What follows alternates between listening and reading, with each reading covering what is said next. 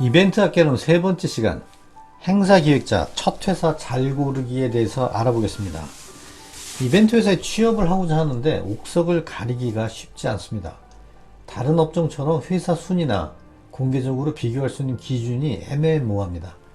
이에 회사를 입사했는데 들어가 보니 좀 이상하다 싶어 고생만 하고 퇴사를 하는 경우도 가끔 있습니다. 이에 첫 회사를 고르는 혹은 회사를 고르는데 몇 가지 선택 요인이 있을 것 같아서 알려드리겠습니다. 순서는 왜 첫 선택이 중요한가? 첫 회사의 경력과 경험은 중요한 계기가 되기 때문에 행사기획 전문가의 길을 가고자 할 때 중요한 요인이 될 수가 있습니다. 두 번째는 옥석을 가리기 위한 요인은 또 어떤 것이 있을까? 세 번째는 회사의 상황을 알아보기 위해 웹서치, SNS 검색 및 기타 요인 등이 있을 겁니다. 마지막으로 네 번째는 회사에 들어가서 어떻게 생활하는 것이 바람직한 것일까 하는 순서입니다. 왜 첫 선택이 중요할까요? 물론 다른 업종도 다 중요할 겁니다. 그런데 행사 기획자의 경우에는 특히 중요하다고 볼 수 있습니다. 이벤트 회사에 따라서 공공행사, 기업행사를 전문으로 하는 경우가 있습니다.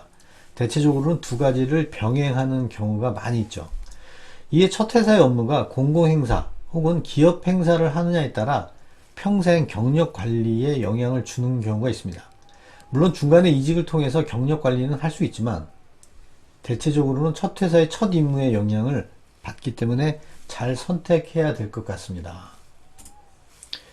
회사를 알아볼 때 판단할 수 있는 요인입니다. 우선 회사의 고객사와 행사 실적을 보는 겁니다. 기업 행사, 공공 행사별 실적이 분명히 있을 겁니다. 또한 고객사의 경우 대기업 혹은 공공기관, 지자체 등이 있을 겁니다. 하지만 단순히 이 내용만으로 판단을 하기에는 다소 애매한 경우도 있습니다. 예를 들어서 평창 동계올림픽의 경우 큰 행사를 대행한 것도 평창 동계올림픽의 실적이 있고요. 행사 비품이나 혹은 조그만 소규모 인력을 제공한 회사도 평창 동계올림픽 실적을 사용합니다. 또한 이 업계에는 남의 실적을 도용하는 경우도 가끔 있어서 단순히 실적이나 고객사 리스트만으로 판단하기에는 다소 어려움이 있습니다. 그래서 가장 신뢰 있는 기준을 한번 본다면요. 1인당 매출액을 산출하면 될 것 같습니다.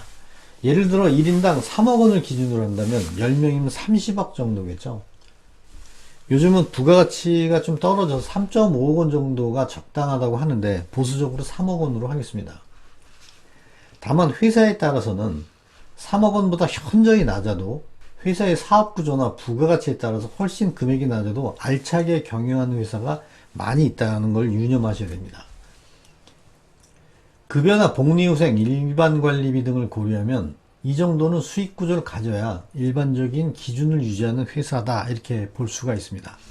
다시 한번 강조합니다만 그렇지 않아도 잘 운영되는 회사가 있습니다.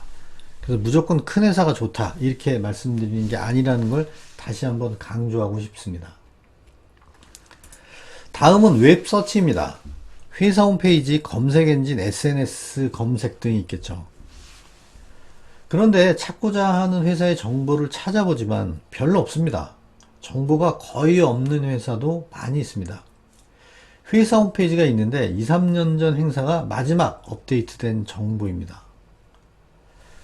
이런 경우 이벤트넷을 검색하시면 됩니다. 혹자들은 이렇게 말씀하실 수 있습니다. 이 사람이 이벤트넷을 운영을 하니까 결국 이벤트넷 홍보하는 거네? 그래도 할 수 없습니다. 사실은 사실이니까요. 여기를 찾아보시면 찾고자 하는 내용이 그나마 있을 수 있습니다. 또한 구인공고의 경우도 여타 구인공고 웹사이트보다는 이벤트넷에 올리는 구인공고를 보고 회사를 선택하시면 그만큼 실패할 확률이 좀 낮아집니다. 이건 제 개인적인 얘기가 아니고요. 실제로 이벤트넷을 통해 취업 활동을 하거나 이벤트넷을 통해 구인을 한 회사 담당자들의 얘기입니다. 행사 기획자가 되고 싶은 사람이나 혹은 행사 대행업에서 그래도 명함 정도 내미는 회사가 1차적으로 필터링 됐다 이렇게 보시면 될 것 같습니다. 기타 사항이 좀 있을 것 같습니다. 우선 CEO를 한번 보십시오. 지금은 이런 경우가 많이 없어졌지만 어떤 분들 보시면 야, 이 대한민국 행사는 내가 다 한 것처럼 얘기하는 사람도 있고요. 내 밑에서 배우면 금방 전문가가 돼. 이렇게 좀 자신을 떠는 분들도 있고요. 야, 나 때는 돈 안 베고 배웠는데 지금은 월급이라도 주니까 다행이다. 이렇게 생각하는 사람들이 있습니다. 이런 얘기하는 CEO들이 있다면 뒤도 돌아보지 마시고 그냥 나오시면 됩니다. 좀 과장된 비유입니다만 아직도 이런 분들이 더러 있다고는 합니다. 조심하셔야 됩니다. 두 번째는 회사 내 장기금속자 비율을 보는 것도 중요한 기준입니다.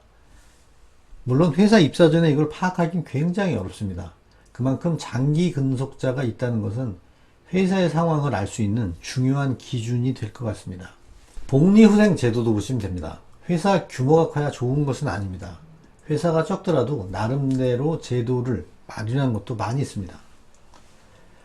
그런데 일부 이벤트 회사의 경우 위와 같은 기준에서는 벗어나더라도 나름대로 좋다고 할 수 있는 회사도 많이 있습니다. 혹여나 오늘의 내용이 그런 양질의 회사를 대변할 수 있는 점이 맹점이라고 할 수 있을 것 같습니다. 규모는 적고 매출액도 적고 검색에도 안 나오고 이벤트 내 구인 공고에도 없지만 특화된 사업으로 자기 영역을 구축하는 프로 집단도 많이 있다는 것. 즉 일반적인 기준으로 판단하기 어려운 전문 회사가 존재하는 것이 이 업의 특징이기도 합니다. 자, 회사에 입사를 했습니다. 회사에 입사를 했을 때 어떤 것들을 좀 유념하신다든지 이런 건 이렇게 하는 게 좋겠다 라는 내용을 간단하게 말씀을 드리겠습니다. 요즘 MZ세대는 경력 관리에 있어서 어떤 한 회사에서 1년 이상, 2년 이상 이런 게 없다고 합니다. 우선 연봉이 중요하고 자기가 하고 싶은 일 이런 것도 중요하다는데요. 이벤트 회사는 특성상 한 회사에서 2년 이상 있는 게 좋습니다. 왜냐하면 회사의 특성상 공공행사든 기업행사든 한 2년 정도 하면 어느 정도 자기 감각을 키울 수가 있습니다. 이게 3년이면 더 좋고요. 4년이면 더 좋습니다. 그런데 무조건 길다고 해서 좋은 것은 아닙니다. 두 번째는 기획자원댁입니다. 처음에 들어가시면 기획보조부터 시작을 하실 겁니다. 그래서 자료 검색이나 혹은 데이터 수집 등 다양한 것들을 하는데 그러다가 어느 정도 센스가 있다. 그렇게 되면 제안서를 쓸 수 있는 조그만 것부터 쓰겠지만서도요. 제안서를 쓸 수 있는 자원으로 될 수가 있습니다. 기획자원만이 능사는 아닙니다. 행사 제작이나 운영 전문가도 또 하나의 길입니다.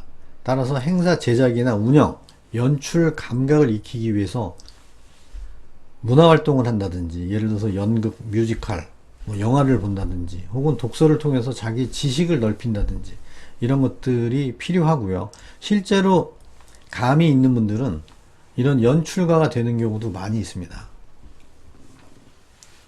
본인이 더 잘 아시겠지만 어떤 이벤트 회사에 들어갔다. 그럼 내가 기획을 잘할 것인가 혹은 제작을 잘할 것인가에 대한 것들이 충분히 알 수 있는 시간이 될 겁니다. 따라서 내가 기획자원으로 갈 거냐 혹은 제작에서의 나의 재능을 발휘할 것이냐 이런 것들을 한번 테스트 해보는 것도 좋은 기회인 것 같습니다.